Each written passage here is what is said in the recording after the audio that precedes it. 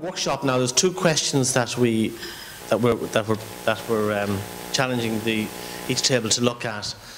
There is a linkage between each of the workshops and the questions that we're asking within those workshops, because collectively the 10 events will culminate in a report that will go to important people or people who will make the ultimate decisions whether we're going to adopt a BIM in a real way, and we're obviously hoping that the Irish government will make a decision at some point in time. So the first question is, how do we go about encouraging the super users to adopt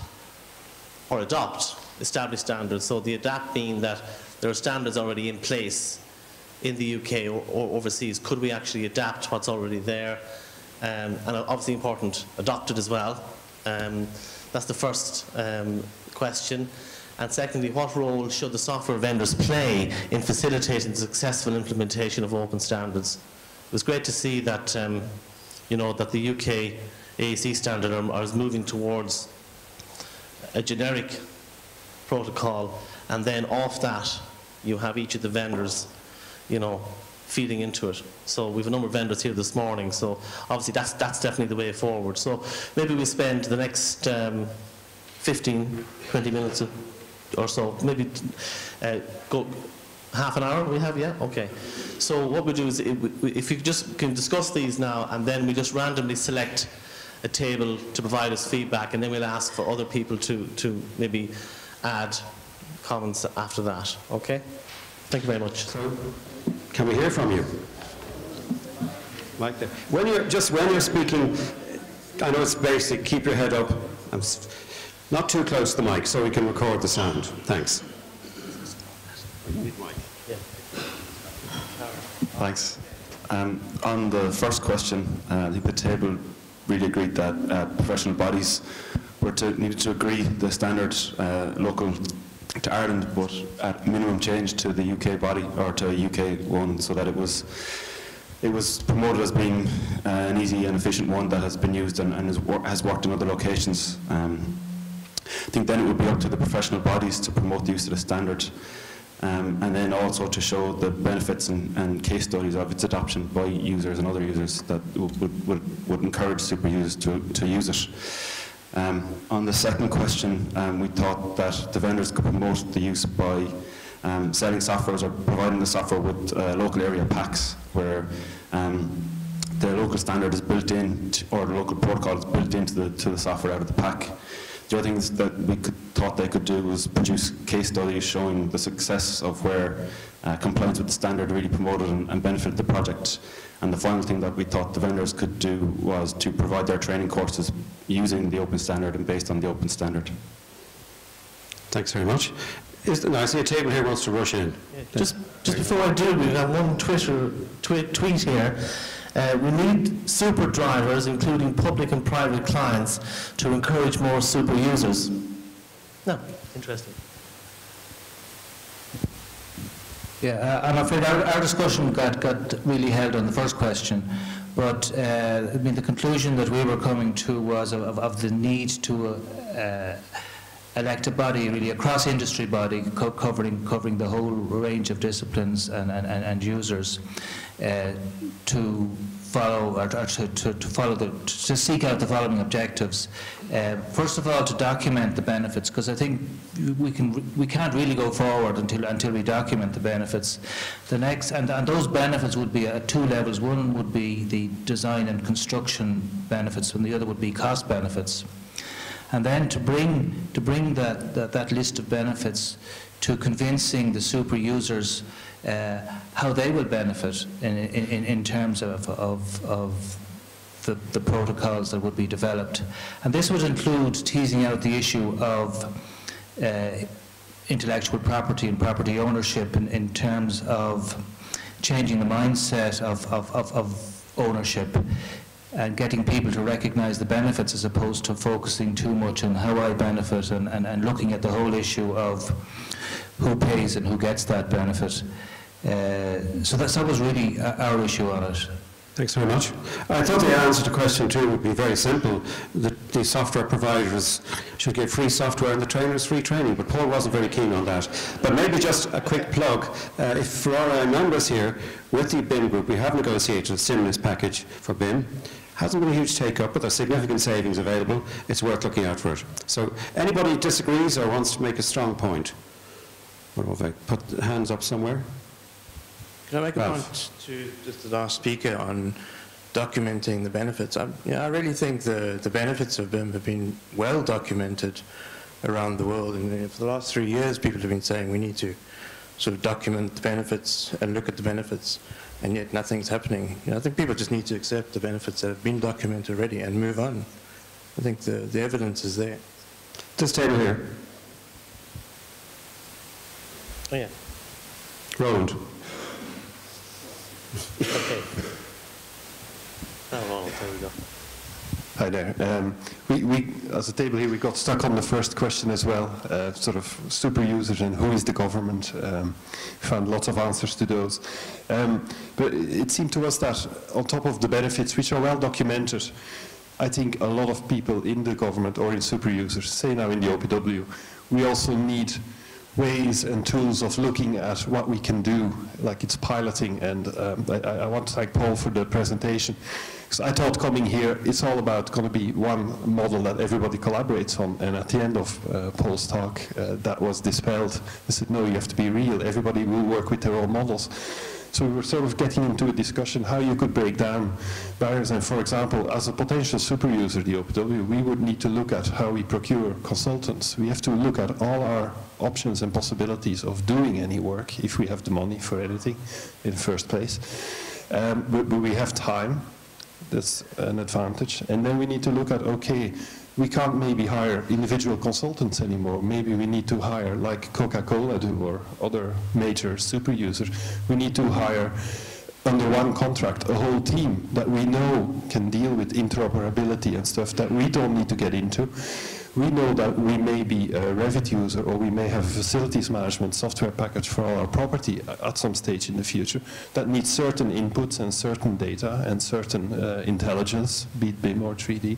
So that all needs to be reworked, and it's a huge, that's a huge task to do in-house. So I think on top of the benefits, we also need ways around and tools, we need solutions, we need clauses, we need contracts, things that we can bring to the table to work on those things. And I think that's going to be very important as well. And that needs to be happening in an open and a collaborative way, which is difficult for a lot of professions, for a lot of people, civil servants and stakeholders. So that's very important as well. And between your talk and the talk last month, I think that was very clear that it's about, how do you bring a QS to the table in Hong Kong? Well, you gave him a disclaimer for anything that he uses from BIM, from the BIM model. He would never be sued on, and that was the way he got around the table. So we need to be inventive in those things as well, as an example. Sorry, you might. Yeah, I mean, you make some very valid points there. I think there's, in talk of disclaimer, I mean, I was sort of saying earlier on to somebody that if you think about sitting around a table on a regular BIM collaboration meeting, which is one of the things we encourage in best practice, you're going to sit there with all the parties around the table, bringing your work together and looking at that and reviewing it on a regular basis. Now, if you actually look under the skin of that, what you're actually doing is you're transmitting your work in progress, warts and all. There are going to be bits of information that you're passing across in your model that are not really for public consumption yet. They're just ideas we're playing with, they're solutions, they're things that actually you might be a little bit embarrassed about, but they're in the model there, and they're regularly going to be put in front. So that's going to have a change, that's going to change the way that you actually prepare that information. The other side is that if I pass that model across, depending on which software you're using, that model may well contain all of your drawings, all of your spreadsheets, all of your various bits and pieces on the relevant drawing sheets. So potentially somebody could take your intermittent transmittal model and actually start printing drawings off, and they're somehow released into the general project. So there's all sorts of disclaimers that have got to be attached. At the moment, we are handing that model over for information purposes only. And there's huge implications of the proper and accurate BIM model.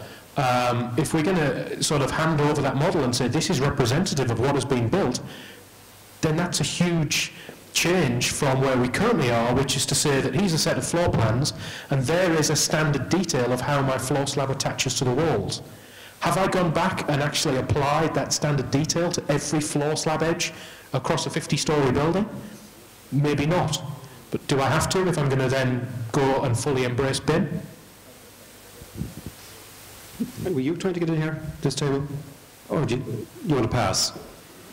Anybody else feels very strongly they want to respond? Oh, I was just wondering if there were any vendors in the room that could comment on the second question. On the free offers? I mean, maybe it's a question to Paul. Are the vendors centrally involved in the drafting of the protocols, or have they been involved in the drafting of the protocols in the UK? Certainly from the AC side, we deliberately kept them at arm's reach for the first round. So even though it was on my efforts, it was a Revit standard, Autodesk were not involved in that process. We have now brought them into the fold for the second release because it makes sense and because they have taken on board what we've done and the adoption of what we've done. And so they're willing to sort of work with us to sort of push some of those problems aside. So I think it's important, from our side, it was important that we stood on our own 2 feet and were accepted as an independent body, rather than just being an offshoot of another Autodesk initiative. But that's not to say that that is the way forward here. That's just the way we did it. You almost see it as a sort of a 3-stage approach. Here in Ireland, what we need to do is develop the BIM, generic BIM protocol at the hub, and that's people who are, you use the word, BIM veterans, Revit veterans, ArchiCAD veterans, Bentley veterans, people who use the software, have been trained and use the software on a daily basis. So they need to get together to develop that that generic protocol, and then you need to bring the vendors in to do the spurs that you talked about, and then the outside section is the interoperability, and that's the holy grail, really. If you get the vendors involved at the right time, you'll get the interoperability that you want. Yeah. So that's why I was wondering if there are any vendors here today that could comment on question 2. Please. Please. And I didn't mean please. Are there any? Chair, do you maybe comments?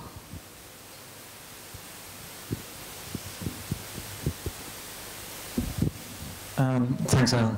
I suppose from the word there is implementation. So there are vendors in Ireland who have a lot of product knowledge and who have worked collaboratively on projects with different consultants. So they can bring a lot to the table. So rather than them maybe just providing a sales service, it's in that implementation. It's bringing their knowledge to the table. It's, I suppose, helping with the standard, providing consultancy during a project. So rather than selling the software and then giving it over and letting people, Paul said it earlier on there, people say they can do BIM just because they have the software. So the vendors have an opportunity, I think, to provide a consultancy service as opposed to just a software sales service.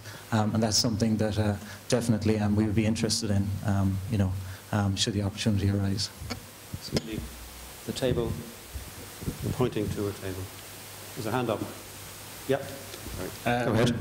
Sorry, Michael Early from Scott Dunn Walker Architects. I'd just like to say the AC UK standard it's a very good document, and I'm looking forward to the second version of it.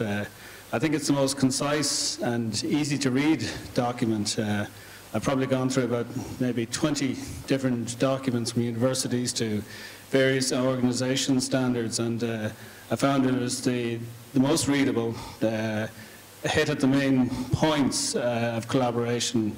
I've started disseminated it to produce a document for a project we're working on, and the way I'm starting to see it is that there's sort of a shared set of protocols and a sort of an in-house set of procedures or standards that you use as well.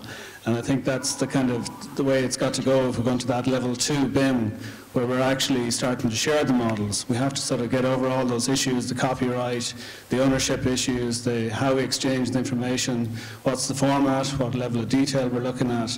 There's a wide range of issues we've got to deal with. So I think the document, the AC UK document, is a very good basis for it. And I think because a lot of organisations here do a lot of work in the UK as well, I think it'll do us well to adopt that standard. And I think it's probably down to the various institutes to basically adopt it and recommend it as the standard going forward. I don't think it would benefit us greatly in producing our own standard. I think we should adopt it. That'd be my recommendation. There's no need to adapt it to our...